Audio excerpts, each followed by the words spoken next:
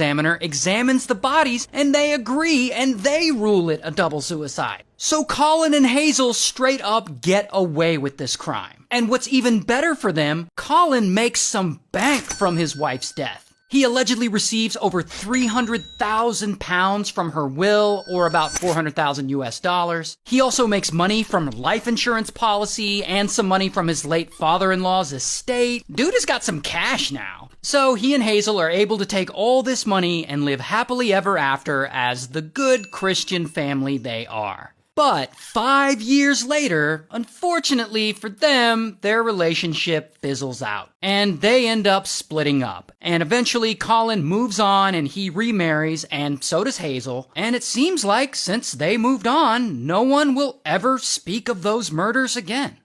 Until about 16 years later, Colin's life starts falling apart. First, his 22-year-old son suddenly dies in some accident in Russia. He fell down a stairwell. Horrible tragedy. And this devastates Colin, as you can imagine. Then he falls for some get-rich-quick scam. Some guy in the Philippines cons him out of his life savings, about 350,000 pounds, or around 467,000 US dollars. So all that money he made from his wife's death, from the will and the life insurance, he loses it all, and he falls deep into debt.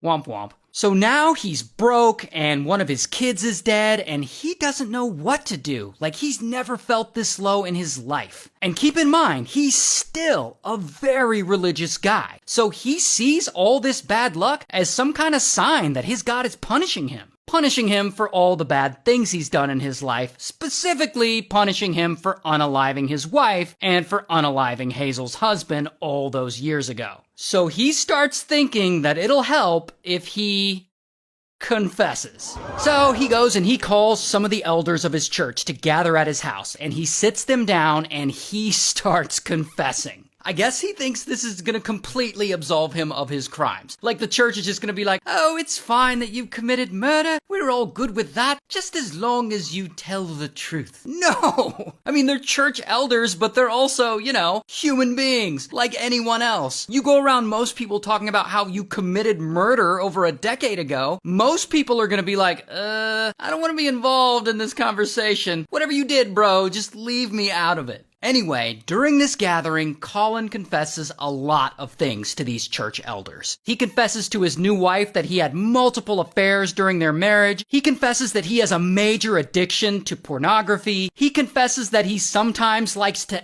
SA his dental patients while they're passed out in his dental chair, sedated.